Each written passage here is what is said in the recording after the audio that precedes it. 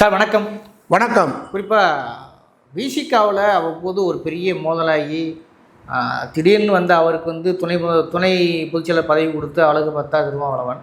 ஆனால் அவர் உள்ளே வந்த நாள்லேருந்து பார்த்தீங்கன்னா பெரிய சர்ச்சை, கிட்டத்தட்ட மன்னராசின்னு சொல்லுவது விளைவாக அவர் 6 மாதம் நீக்கம் பண்ணி வச்சார். இப்போ என்னென்னா இன்றைக்கி கட்சியிலேருந்து விலகுவாக அறிவிச்சிருக்கிறார். இதை எப்படி பார்க்குறீங்க ஒரு பொது பார்வையாளர்? நான் ஒரு நீண்ட அரசியல் பயணத்தில் ஒரு 40 ஆண்டுகளுக்கு மேலாக இருக்கின்ற காரணத்தால், குறிப்பாக ஒளிவு மறைவின்றி பேசக்கூடிய ஆளாக இருக்கிற காரணத்தால், ஆதவ் அர்ஜுனாவிற்கு இவ்வளவு பெரிய முக்கியத்துவம் ஊடகங்களும் தொலைக்காட்சிகளும் கொடுப்பதற்கு காரணம் எனக்கு புரியவில்லை. ஒரே காரணம், கோடான கோடி பணம் வைத்திருக்கிறார், பணக்காரன் அப்படின்றத தவிர அவருக்கு ஏன் இவ்வளவு முக்கியத்துவம் கொடுக்குறீங்கன்னு கேட்கிறேன். வியூக வகுப்பாளர்லாம் ஒரு பெரிய ஆள், வியூக வகுத்து பெரிய நாடாளுமன்ற 10 தேர்தலில் ஜெயிக்க வச்சிருக்காரு. இவர்கிட்ட ஒரே காரணம், மார்ட்டின் மருமகன் பணம் இருக்கு, அதுல விடுதலை சிறுத்தைகளும் பலியாயிட்டாங்க. நான் என்ன சொல்றேன்னு கேட்டா, எழுச்சி தமிழர் திருமாவளவன், நீங்க அவருடைய அரசியல் ஆரம்பம்லாம் பார்த்தா அடங்க மறு, அத்துமீறு, திருப்பேடி, திமிரி எழு, இந்த முழக்கத்தோட வராது. அந்த முழக்கம் அவர் போடும்போது இவ்வளவு கூட்டம் கிடையாது, இவ்வளவு பணபலம் கிடையாது, இவ்வளவு படைபலம் இல்லை. அடக்கப்பட்டு ஒடுக்கப்பட்டிருந்த மக்களை தமிழகத்தின் வீதிகளில் தலைநிமிர செய்தவர் திருமா. அதை நாங்கள் கண்கூடா பார்த்தேன். நான் சட்டக்கல்லூரியில் படிக்கும்போது பக்கத்தில் தான் அவர் வேலை பார்த்தேன். எங்கள் மதுரையில் அன்பு அச்சகத்துக்கு வருவார் ஐயா அனலுவான்னு பார்க்க.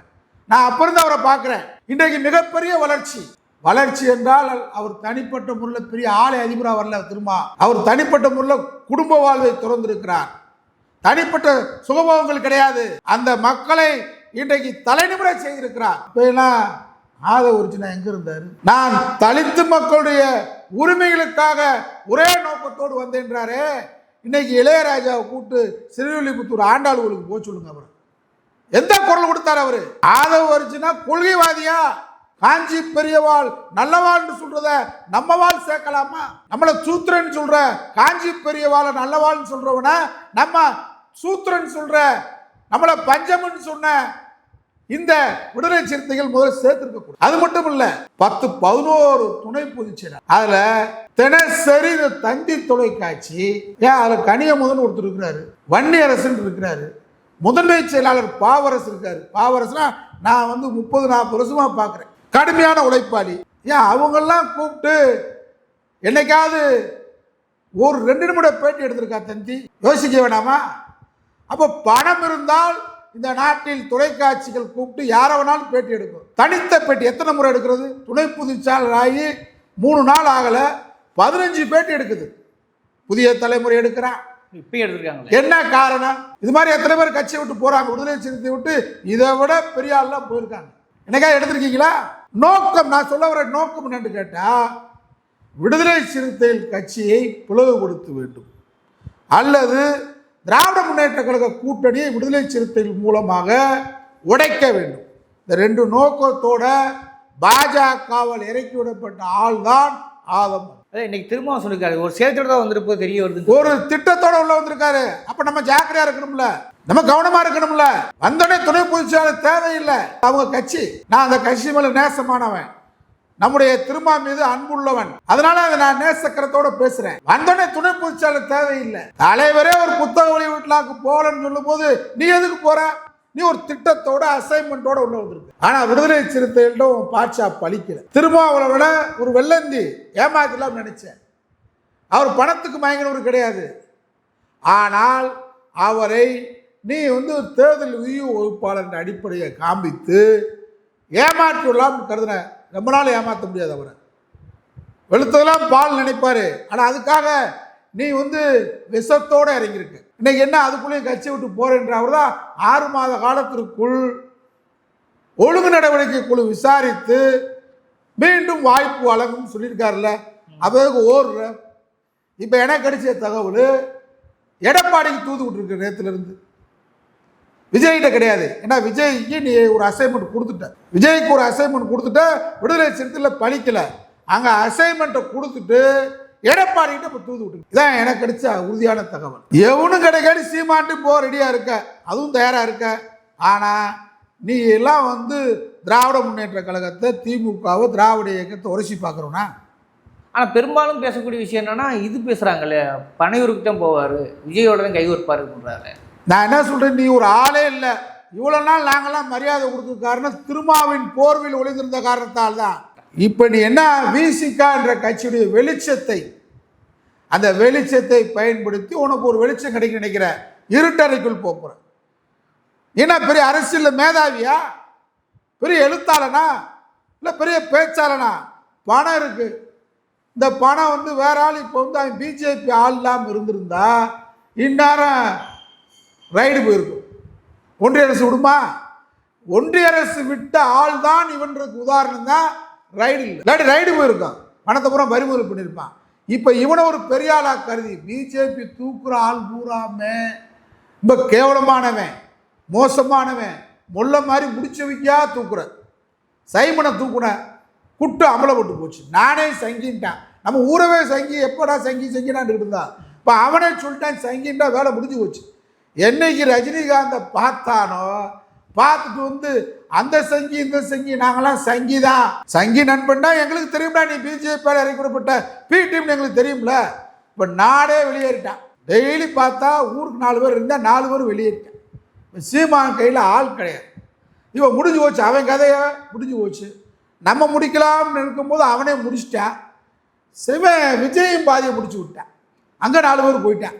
மொத்தம் 4 பேர், 2 பேர் வெளியேறிட்டேன், 2 பேர் அங்கே போயிட்டான். இப்போ மழை பொழிவுறதை பற்றி ஒரு ட்விட்டரில் மட்டும் போடுவார் உட்காந்து யார், மக்கள் தலைவர் விஜய்.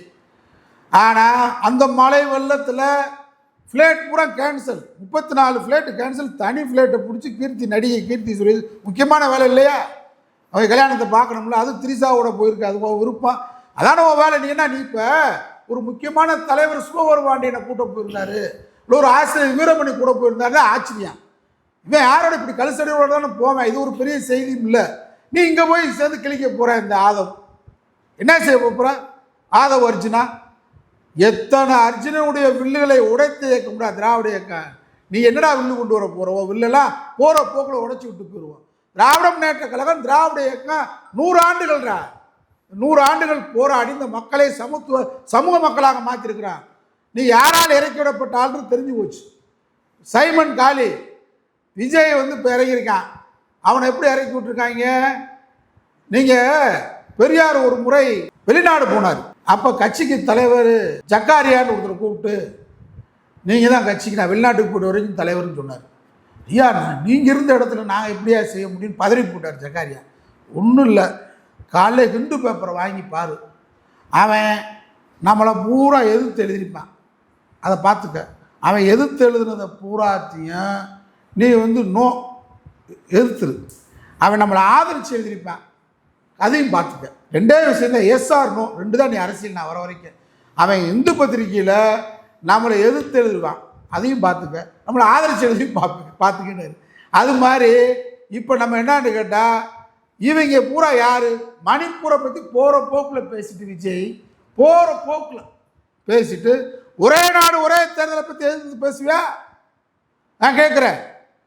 உத்தரப்பிரதேசில் சம்பல் உள்ளே போக முடியல, நாடாளுமன்றத்துடைய எதிர்கட்சி தலைவர் ராகுல் காந்தி உள்ளே போக முடியல. 180 ஆண்டு கால பழமையான மசூதியை அடிச்சு நூறுக்கிறார். மத்திய பிரதேசத்தில் இஸ்லாமிய சிறுவர்கள் 7 வயது 8 வயது சிறுவர்களை கூப்பிட்டு சங்கி கூட்ட செருப்பால் அடிச்சு ஜெயராம் சொல்றான்றான்.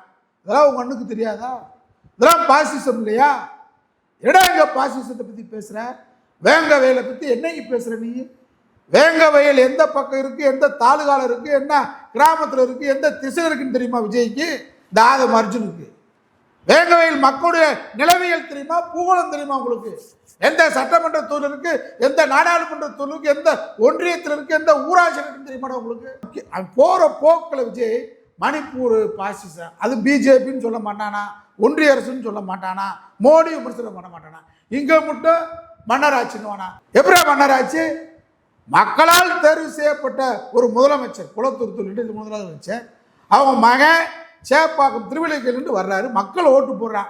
நான் இப்போ ஒன்று சொல்கிறேன், தைரியம் இருந்தால் சைமனுக்கு சொல்கிறேன், ஆதம் அர்ஜுனா பெரிய வியூ வகுப்பாளர், தேர்தல் வியூ வகுப்பாளர்னு சொல்கிறீங்கல்ல, அவனுக்கும் சொல்கிறேன். பெரிய நான் வந்து 2026 மைனஸ் ஆகிக்கிறேன் திமுக. நான் சொல்கிற சவால், ஈரோடு கிழக்கு இடைத்தேர்தல் வரப்போகுது. நம்முடைய மாபெரும் தலை இளங்கோவன் இறந்து போனார், வருத்தம் இரங்கல். நம்ம வருத்தம் தெரிவிச்சுக்கிறேன். அந்த இடத்துல இடைத்தேர்தல் வரப்போகுது. நீ மக்கள் தலைவர் சொன்ன விஜயை கேட்குற, பெரிய தேர்தல் வியூப்பாளர் சொல்கிற ஆதம் அர்ஜுனா கேட்குற, சைமனை கேட்குற, எடப்பாடி சேர்த்து கேட்குறேன்னு சொல்லியிருக்காரு. எடப்பாடி பொதுக்குள்ள நான் திமுகவை தோக்கடிச்சிருவேன். 4 பேர் கூட்டு சேர்ந்து கூட 4 பேருமே யார் இன்னும் சொல்ல போனால் ஆட்டுக்குட்டி அண்ணாமலை கொங்கு மண்டலம் கொங்கு மண்டலம்ன்றீங்கள, கொங்கு மண்டலத்தில் பொது வேட்பாளராக போட்டு நீங்கள் எதிர்கட்சியெலாம் சேர்ந்து திராவிட முன்னேற்ற கழகத்தை ஏற்று டெப்பு வாங்கிடப்பா. அரசியலே பண்ணு. ஈரோடு கிழக்கு உங்களுக்கு சரியான உரைகள் தேர்தல். ஈரோடு இடைத்தேர்தலில் விஜய் நில்லு பார்ப்போம். நின்று நீயே வேட்பாளராக கூட வா. நீ வாழ்ல உங்கள் அப்பன் சந்திரசேகர் நிறுத்து. வகுத்தாலும் போது பெருக்கினாலும் போதும் நாங்கள் அனைத்தையும் சந்திக்க திராவிட இயக்கம் திராவிட முன்னேற்ற கழகமான மதச்சார்பு கூட்டணி தயார். முடியுமா உங்களால்? ஈரோடு கிழக்கத்தில் நில்லுங்க பார்ப்போம். இதில் நேசிட்டா நாங்கள் சொல்லிடுறோம். அதனால் என்ன மைனஸ் கணக்கெலாம் நீ பேசுகிற, விஜய் பேசுகிற, ஆதவரிச்சு அவர் கூட்டி கொடுத்து அவங்க கூட்டி கணக்கு பார்த்தா இந்த கணக்கெல்லாம் இங்கே எடுக்காது. அதனால் விடுதலை சிறுத்தைகள் என்றைக்கும் திராவிட முன்னேற்ற கழகத்தோடு கொள்கை ரீதியாக இருக்கக்கூடிய இயக்கம், கொள்கை ரீதியாக இருக்கக்கூடிய இயக்கம். நம்முடைய விழாவில் கூட நம்முடைய முதலமைச்சரும் நம்முடைய எழுச்சி தமிழர் திருமாவளவனும் ஒன்றா இருந்த காட்சியை பார்த்தோம், தொலைக்காட்சியில் பார்த்தோம். அது மட்டும் இல்லை, எங்களுக்கெல்லாம் தெரியும் இந்தியாவிலேயே இன்றைக்கு விலை போகாத ஒரே தலைவர் தலித் தலைவர் நம்முடைய திருமா தான். இந்தியாவில் அத்தனை பேரும் வாங்கிட்டான். பஸ்வான் குடும்பம் இந்தியாவில் அத்தனை பேரும் பிஜேபி விலைக்கு வாங்கிட்டான். திருமாவை நெருக்கடி கொடுத்தான், அன்பு நெருக்கடி கொடுத்தான். மத்திய அமைச்சர் தரேன்னு அவர் நினைச்சிருந்தா போயிருப்பார். ஆனால் அவர் இந்த சமூக மக்களுக்காக போராடுகின்ற இயக்கம், போராடி இயக்கம், திராவிட இயக்கம் என்கின்ற கொள்கை புரிதலோடு விடுதலை சிறுத்தைகளை நடத்தி கொண்டிருக்கிறார். ஆகவே இந்த ஆதம் அர்ஜுனா என்ற களவாணி பெயரிலிருந்து இன்றைக்கு விடுதலை சிறுத்தைகளும் தப்பித்து விட்டது. இந்த கொள்கை கூட்டணியை உடைக்கலாம் இருக்கிறதுன அந்த சின்ன எறும்பு, இது எஃகு கோட்டை. திராவிட முன்னேற்ற கழக கூட்டணியும் விடுதலை சிறுத்தைகளும் எஃகால் உருவாக்கப்பட்ட கொள்கை கூட்டணி, கொள்கை உறவு, லட்சிய உறவு. இந்த லட்சிய உறவை, கொள்கை உறவை, திருமாவளவன் நம்முடைய தளபதி ஸ்டாலின் உறவை, மதச்சார்பற்ற கூட்டணி என்ற கொள்கை உறவை எந்த வில்லாதி வில்லன் வந்தாலும் வில்லை உடைப்போம். அதான் அங்கே வரலாற்று சரித்திரம் நடக்க போகுது. நன்றி சார். நன்றி.